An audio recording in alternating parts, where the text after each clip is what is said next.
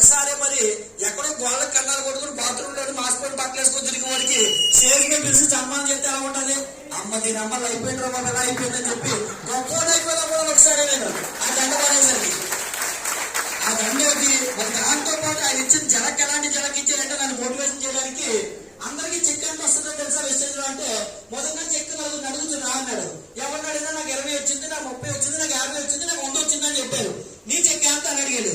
1050 రూపాయలు వచ్చిందన్నాను. నువ్వు ఎంత గొప్పడు అయితే 1050 వస్తుందో తెలుసా అన్నాడు.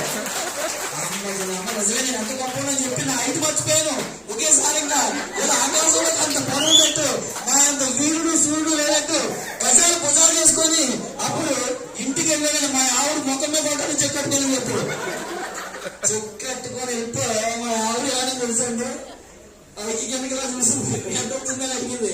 1000 అని చెప్తే 1500 రూపాయలు అంటావు. నీ బతుక్కి రెంట కట్టడానికే డబ్బులు రాలేదు, నీకు ఎలా పొందుతావు అని చెప్పి పిన్నేసి మనం వచ్చేసింది. మొత్తం గానా తీసేసింది. ఆ మొత్తం మోటివేషన్ అంతా పోయింది. ఇంకా అయిపోయింది. ఇప్పటికెలా పడలేదు. కాలు పట్టుకొని నేను చెప్తాను. మీ అమ్మ అందరికీ